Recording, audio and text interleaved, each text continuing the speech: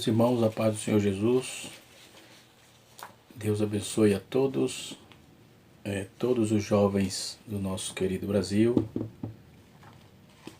Deus abençoe a todos em nome de Jesus.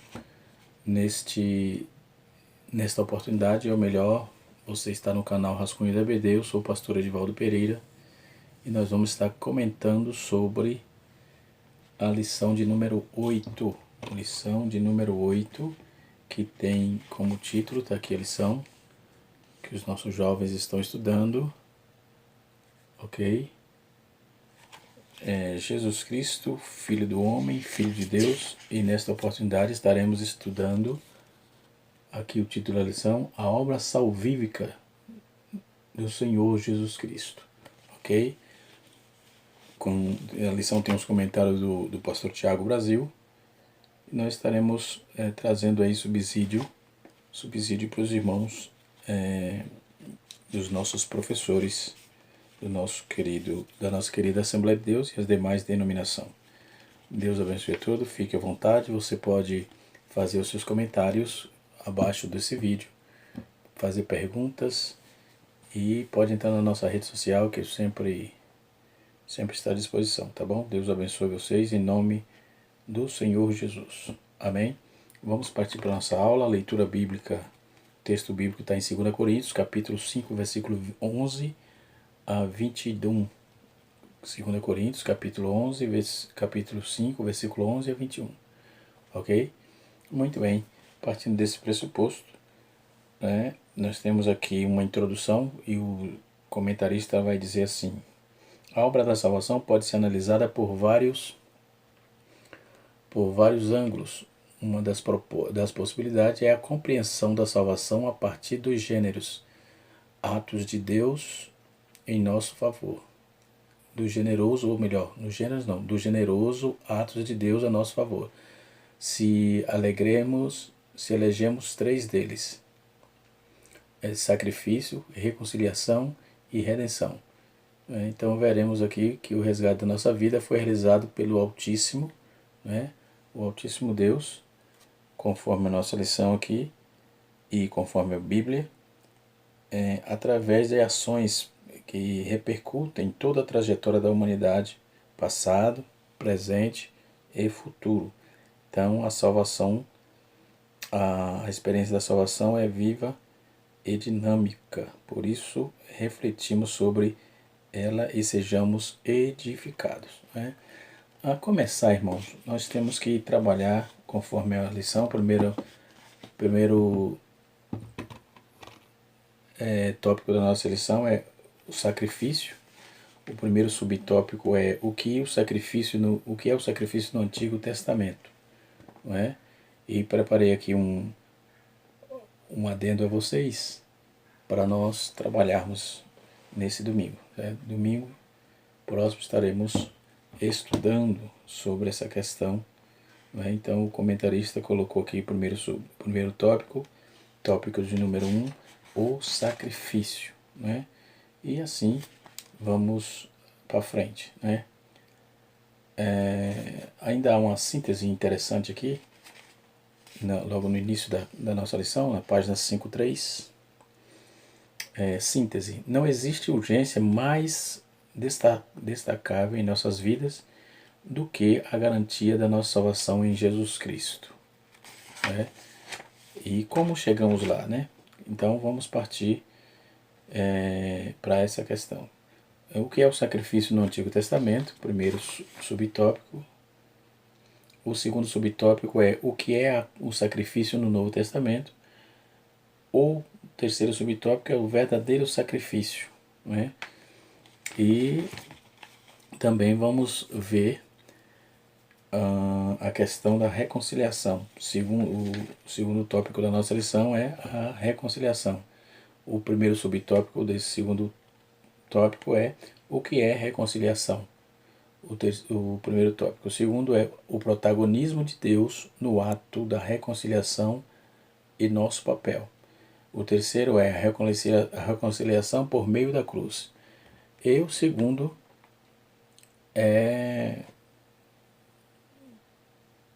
o terceiro e último tópico é a redenção. Uma possível definição de redenção, não é? E nós vamos aprendendo aí juntos, não é? Então vamos lá, uma possível redenção, primeiro subtópico. Segundo é a compreensão do conceito da redenção no Novo Testamento, é a expectativa da redenção futura, não é? E assim chegaremos lá. Aqui o comentarista coloca aqui na estande do professor uma obra de Matthew Henry, comentário bíblico, aí primeira edição, que foi editada em 2013, comentário convencional da Bíblia. Material muito bom, por sinal. Muito bem. Então vamos para a soteriologia, né? Não vou trabalhar pontos discutidos entre as linhas de pensamento teológico, mas vamos direto ao assunto. O que é sacrifício, né? No Novo Testamento ou no Antigo Testamento. Então vamos definir sacrifício. No Antigo Testamento era um ato indispensável no culto, devido à tamanha importância que tinha. Geralmente, quando falamos em sacrifício no Antigo Testamento, logo consideramos a imolação de um animal em oferta a Deus pelos pecados dos povos. Porém, para os hebreus, esta era apenas uma das muitas maneiras possíveis do sacrifício. Tem o sacrifício, as ofertas, e assim sucessivamente. Então, partindo dessa questão, o que é sacrifício, o comentarista vai definir aqui no primeiro tópico, no primeiro subtópico ele vai dizer o que é sacrifício no Antigo Testamento. Pode-se definir sacrifício numa expectativa verotestamentária como a prática crítica de oferecer produtos do campo ou animais a Deus, como forma de solicitação de perdão por pecados individuais ou coletivos, conforme Levítico, capítulo número 23, versículos de números 26 a 28. Então, a gratidão pela produtividade da terra, o outro aspecto da vida das pessoas. Então, se oferecia sacrifício nesses moldes por gratidão ou por outros benefícios que o Senhor Deus, conforme diz os judeus, que Hashem fizera ao povo. Então eles tinham sempre uma forma de gratidão. Aliás, ser grato a Deus é um dever de todo ser humano, haja vista que a vida que temos, o ar que respiramos e a salvação que possuímos, ela vem tudo de Deus. Todas essas coisas vêm de Deus. Então somos gratos ao Senhor. Então no Antigo Testamento podemos perceber que era feita ofertas de alimentos, bebidas, incenso. Além disso, todos os sacrifícios eram uma expiação pelos pecados. Havia sacrifício, nem todos os sacrifícios, conforme diz a nossa lição aqui, eram sacrifícios pelos pecados. Pela expiação dos pecados havia sacrifício de gratidão, ou seja, ação e graça. Ou ação de graça, como queira, é mais plausível ao nosso português, ação e graça. Então, quando os cultos de ação de graça hoje, quando o irmão faz o aniversário, recebe uma bênção, quando se tem uma vitória expressiva, quando você sai de uma luta, de uma guerra vitorioso, logo você presta aí um culto de ação e graça ao Senhor. Então, isso seria um sacrifício de gratidão no Antigo Testamento. Então, de reconciliação com Deus ou purificação. Os sacrifícios no Antigo Testamento, além dos pecados, era para gratidão, para reconciliar-se com Deus ou purificar-se das suas maledicências, das suas sujeiras. Então, o sacrifício no Antigo Testamento era oferecido no tabernáculo. Os irmãos, acho que no quarto trimestre ou terceiro trimestre do ano passado, estudamos sobre o tabernáculo. Foi uma lição muito boa. Na época não tínhamos montado ainda o canal Rascunho da EBD, mas falávamos sempre no grupo de superintendentes, que é uma das funções que eu ocupo na igreja. Eu tinha a incumbência pelo superintendente geral do nosso setor de gravar aulas, e gravava em áudios e enviava ao grupo, e para dar um apoio, um subsídio, enfim, visto que os irmãos todos os jovens, enfim, tem um cabedal, um compêndio de inteligência muito grande, mas dentro dos fatores bíblico-teológico da nossa lição, temos sempre alguma coisa para aprender. Eu aprendo muito, hoje aprendi bastante estudando, e estamos sempre aí, somos eterno aprendiz, né? Tanto como professor, como superintendente, como pastor e como crente no Senhor Jesus Cristo, porque a salvação vem do Senhor, não é? Visto que a salvação vem do Senhor, nós temos aí a gratidão e as formas de sacrifício que se oferecia no Antigo Testamento, né? Depois, quando o templo foi construído em Jerusalém, todos os sacrifícios passaram a ser realizados ali, né? Também podemos classificar cada sacrifício em categorias ou tipos, onde um dos principais era o holocausto. Já no Novo Testamento, aprendemos que Cristo, mediante a sua morte da cruz, ele se ofereceu em sacrifício vivo, de forma definitiva. Isso significa que ele fez uma oferta ao seu próprio corpo, do seu próprio corpo, uma vez por todas, pelos nossos pecados, não sendo mais necessário qualquer tipo de sacrifício, como os sacrifícios do Antigo Testamento. Então, hoje somos gratos a Deus por meio de Jesus Cristo, não é? E assim sucessivamente. Hebreus capítulo 10, versículo número 10, vai dizer: pelo cumprimento desta vontade, fomos santificados por meio do sacrifício do corpo de Jesus Cristo, oferecido uma vez por todas, coadunando com o que eu disse acima. Ok? No capítulo 1 do Evangelho de Jesus que João escreveu, versículo 29 está escrito: no dia seguinte, João viu Jesus aproximando-se e disse: vejam, é o Cordeiro de Deus que tira o pecado do mundo. Então essa consciência já havia, e por que nós não dizemos que nós temos que ter essa consciência o tempo todo, não é? Por isso somos agradecidos a Deus e por meio de Jesus Cristo nosso Senhor, né? Então, dentro do contexto do sacrifício do Antigo Testamento ainda, podemos entender, eu quero trazer aqui um escopo do sistema levítico, que é o livro do culto, não é? O livro de Levítico é o livro da normativa do culto, o livro da homilia, por que não dizer, não é? E assim sucessivamente. Então vamos separar os sacrifícios, e sendo ele por tipos, sendo eles aí consagração e comunhão e expiação. Então esse sistema foi dividido aí sendo com consagração, comunhão e expiação. Consagração era ligado o sacrifício de holocausto, era um tipo de sacrifício onde o elemento oferecido era totalmente consumido pelo fogo. No templo de Jerusalém, os holocaustos eram oferecidos 2 vezes ao dia, de manhã e à tarde. Algo interessante aqui podemos notar é que esse costume, esse hábito, dentro dessa dogmática, daquela prática, e isso era para não perder o hábito, o desejo e não se esquecer dos compromissos e da aliança que o Senhor Deus fez com todos os homens, né? Então quem serve a Deus precisa ter certeza e ter convicção de fazer certinho o que Deus pediu para que fosse feito, né? Então o sacrifício eles faziam de manhã e à tarde. Então algo interessante que as pessoas podiam naquela oportunidade oferecer um holocausto como sacrifício privado, por intermédio do sacerdote. Eram utilizados bezerros, carneiros e aves sem defeito. Ou seja, a escolha do animal era feita de acordo com a situação econômica do ofertante. Esse assunto sobre sacrifício e essa lição propriamente dita, ela é muito vasta. Eu preparei um material com mais de 30 páginas, quase um livro.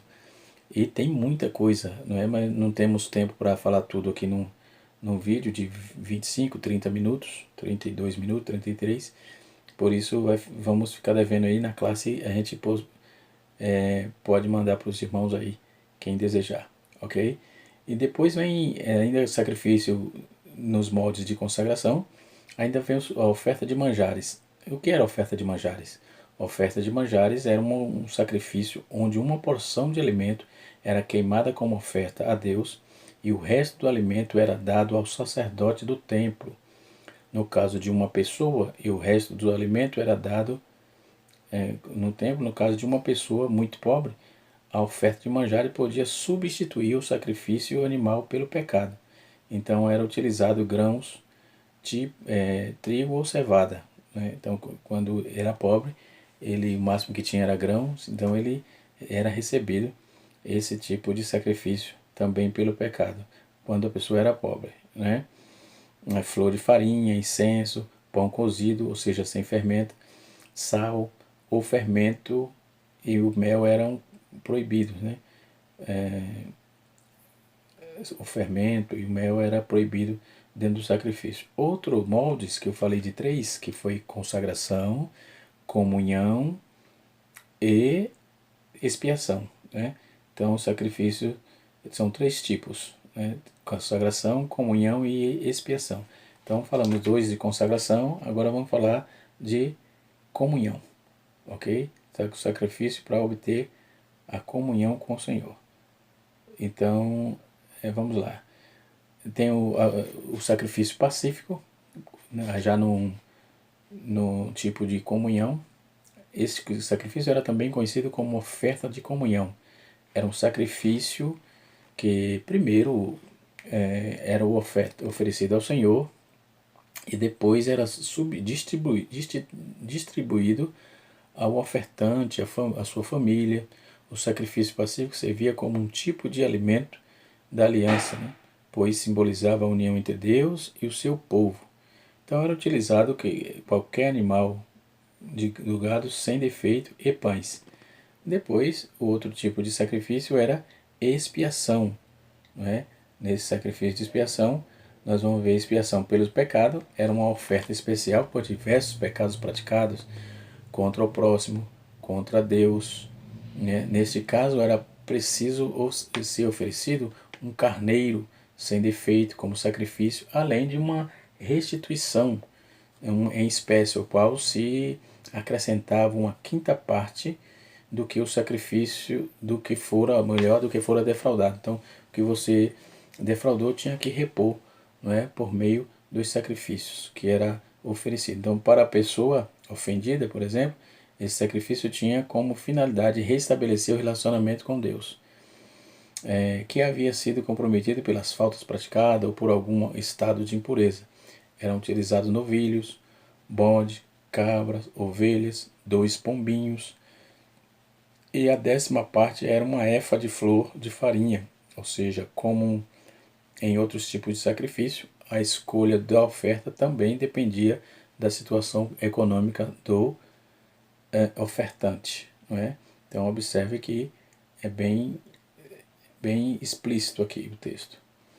Então depois vem a expiação pela culpa. Esse sacrifício também era muito semelhante ao anterior, sendo na verdade até difícil de determinar com exatidão em que se diferenciava. Algumas características nos ajudam nessa tarefa, como o fato de sempre o alimento de sacrifício ser obrigatoriamente um carneiro. Então já é uma distinção, conforme Levítico, capítulo de número 5, versículo de número 15 a 18, né? Vai dizer que esse tipo de sacrifício pela culpa é basicamente, obrigatoriamente, oferecer um carneiro.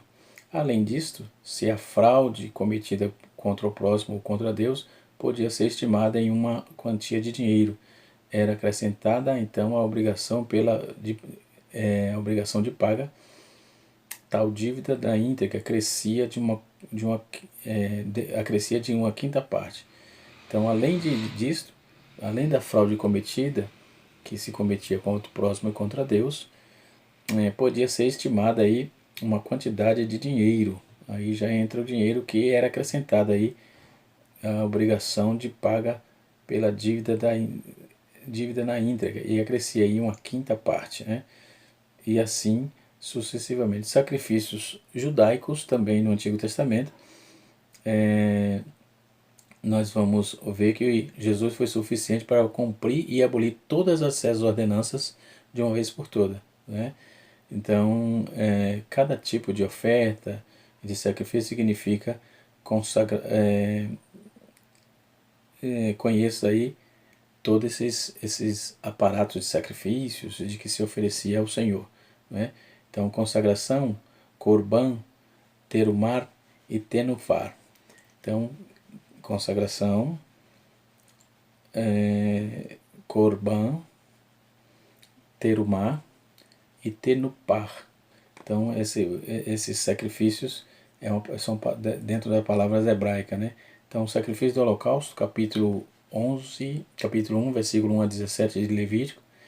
Os elementos arrolados naquele sacrifício era boi, o cordeiro ou uma rola, de preferência macho, cordeiro, ou um pombinho para o pobre sem condição, né? E era oferecido sem defeito, né? Era totalmente consumido. Então, qual era o objetivo? O ato voluntário da adoração ou expiação pelo pecado por ignorância, a expressão de devoção e aliança completa de submissão a Deus. Essas eram as ofertas judaicas, né?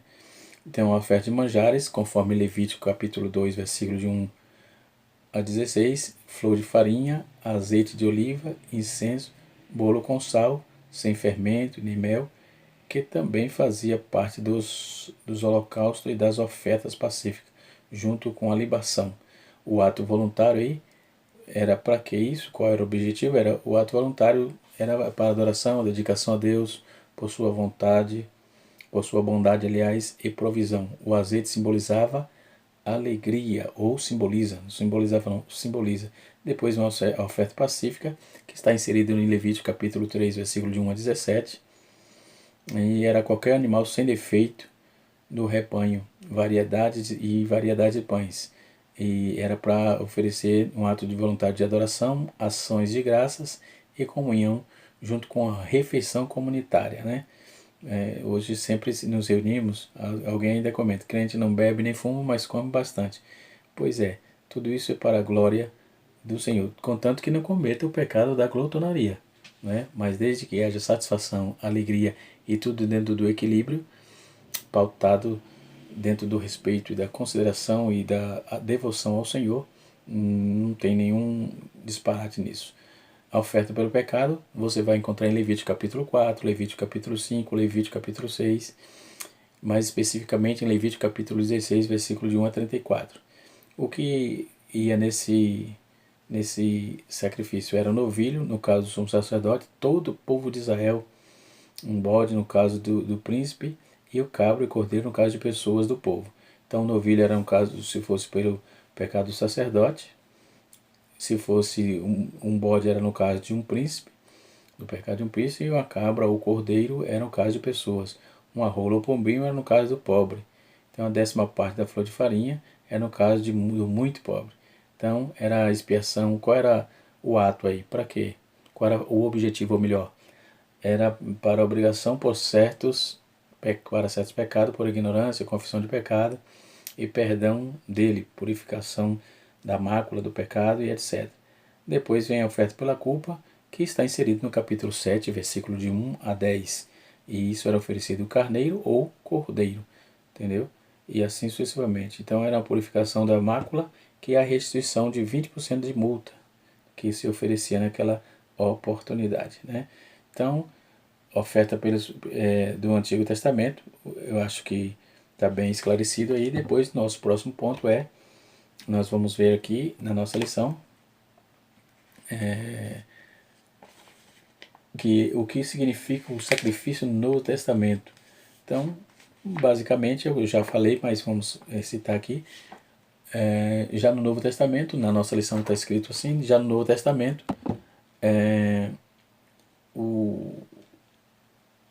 quando a revelação de Deus manifestada ao povo de modo completo e plenamente lei inteligível a partir de Cristo. Efésios capítulo 3, versículo 19. O sentido do ato de sacrificar ganha novos contornos e direciona-se muito mais para a prática associada diretamente ao próprio indivíduo e suas finalidades. Então, aquele sacrifício, aqueles sangues que era derramado pelos animais, que derramavas matando animais, não precisa mais, porque Jesus se sacrificou por nós, né? Filipenses capítulo 4, verso 18, 1 Pedro capítulo 2, versículo 5, vai falar de sacrifícios espirituais, que pode-se perceber desta forma uma guinada no Novo Testamento, né? Então, o sacrifício verdadeiro, como Davi, o grande rei, já afirmava, há milênios, né, atrás, somente deve ser apresentar a Deus sacrifício que tenha algum valor, segundo Samuel 24:24, né? Depois nós vamos ver aqui também a questão de 1 Coríntios, capítulo 5, versículo 7, né, que vai falar do nosso grande sacrifício, que é Cristo, né, e assim sucessivamente. Então, todo todo o Novo Testamento vai nos apontar Cristo como nosso sacrifício, até porque o Antigo Testamento já apontava ele como cordeiro, e como cordeiro mudo não abriu sua boca, e ele se entregou por nós. Depois, o segundo tópico na nossa lição é a reconciliação. O que é reconciliação? É um ato de reconciliar-se, estabelecer-se de boas relações entre pessoas que estavam em conflito. Então, quando nós pecamos, quando nós estávamos em pecado, nós vivíamos em conflito com Deus, pecando e saindo, não estando na direção de Deus. Isso trazia para nós outros grandes prejuízos espirituais, prejuízos até mesmo materiais, onde todas as portas se fechavam, eram difíceis as coisas, né? E nós não conseguíamos ter todo essa comunhão com o Senhor. Mas graças a Deus que por meio de Cristo nos reconciliamos com Ele. Ele reconciliou-nos conosco, né? Então estávamos em conflito com Ele. Então, dentro dessa questão teológica, pode-se dizer que a reconciliação é uma das consequências centrais do sacrifício de Jesus no Calvário, diante da separação e a condição pecaminosa que estabeleceu-se aí, que a condição pecaminosa estabeleceu entre nós e Deus. Isaías 59, versículo número 2. Né? Foi necessário a intervenção de Jesus no curso da história para que tivéssemos reconciliação com Deus. Então, o protagonismo, segundo o subtópico do segundo tópico, vai dizer o protagonismo de Deus no ato da reconciliação e o nosso papel. Como tudo aquilo que envolve obras de salvação e reconciliação da humanidade com o Criador, o Senhor tem total mérito, né, nas ações. Somos reconciliados por Deus por meio de Cristo. Paulo escrevendo aos Romanos, no capítulo 5, verso 11, está registrado. Não foi uma iniciativa nossa, pelo contrário, estávamos fracos, enfermos. A Bíblia vai dizer, e a Bíblia está escrito, não é que vai dizer, está escrito que Ele nos amou primeiro, sendo nós ainda pecadores. Então, o interesse de Deus era reconciliar-se conosco, e que enviou Jesus para morrer por nós. Né? Depois da reconciliação por meio da cruz, não muito distante das atitudes humanas, que torna a reconciliação espiritual da humanidade um fato, e sim o eterno cuidado de Deus para conosco. Efésios 2, versículo 14. Né? A argumentação de Paulo leva-nos a compreender que o único ato de Jesus cumpriu aí todas as exigências da lei e revelou todo o poder da graça. Não é? Então a lei, vale a pena dizer, não foi abolida, porque Jesus veio cumprir toda a lei, e nele, em Jesus, em Cristo, todas as nossas miserabilidades foram cravadas na cruz. Não é? Então não vamos nos queixar, pelo contrário, temos que servir a Deus com temor e com zelo, para que possamos a cada dia fazer a vontade do Senhor nosso Deus. Amém? Depois vem a nossa próxima parte, o terceiro tópico melhor, é a redenção. Né? Pode-se definir redenção como a condição do pecador em relação ao pecado após o conhecimento de Deus disponível a ele. Salmo 103, versículo 4. Dito de outra forma, a redenção é uma atitude que apenas Deus pode realizar em favor da humanidade, pois através de seu ato redentor, o Eterno concede a todos nós o livre acesso à salvação, conforme Isaías, capítulo 63, versículo 16, e Jeremias, capítulo 14, versículo 8.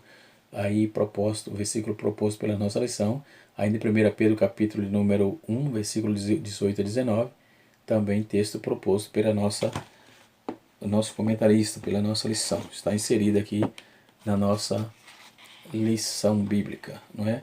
Então, como compreender isso? Nós vamos trazer um adendo melhor para que possamos estudar dentro dessa questão, reconciliação, como defender, como trazer isso, né?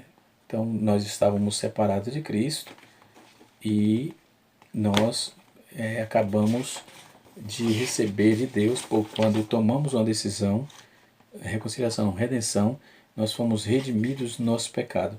Ou seja, nós conseguimos, não é, tornar, por meio de Cristo, tomar decisões ou tomar a decisão que nos trazia ou nos trouxe a redenção, né?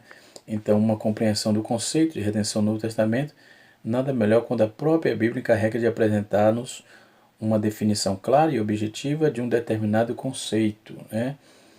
Então, podemos observar, esse é o caso com relação ao termo redenção, conforme Efésios capítulo 17, redenção é a remissão das ofensas segundo as riquezas da sua graça. Não existe nada que possamos fazer com relação ao nosso estado eterno de pecaminosidade. Sozinhos não conseguiremos. Então, estávamos fadados, condenados, não é? E íamos ser conduzidos aí à perdição eterna, mas por meio de Cristo, Ele nos redimiu, trazendo aí a redenção dos nossos pecados, da nossa vida, restituindo e nos livrando das penalidades da morte do pecado. 2 Tessalonicenses 1, 8 e 9, capítulo 1, versículo 8 e 9, porém, sabendo que a nossa conciliação é existencialmente falida em Cristo, alcançou a remissão para todos nós, conforme Colossenses capítulo 1, versículo 14. Não é? E assim sucessivamente, depois vem a expectativa da redenção futura. A obra redentora de Cristo já efetuou por nós, aí possui aí um caráter espiritual, um caráter de substituição muito grande, não é? E assim sucessivamente. Então, vale a pena dizer que todo esse conceito que Deus preparou-nos para nós temos a gratidão, temos que ter gratidão por tudo quanto o Senhor tem feito por nós. Então, essa obra que Jesus fez, a obra salvífica de Cristo, não é? Foi o grande resultado do amor de Deus, que nos amou de uma forma salvadora, livrando-nos das consequências do pecado, e nós merecíamos o inferno, e Ele nos tirou, não é? E pelos nossos pecados estávamos castigados a isso, mas graças a Deus que a obra redentora, salvadora, não é? Que nos redimiu, trazendo aí, Deus não improvisou isso, já era um projeto de Deus que havia, não é?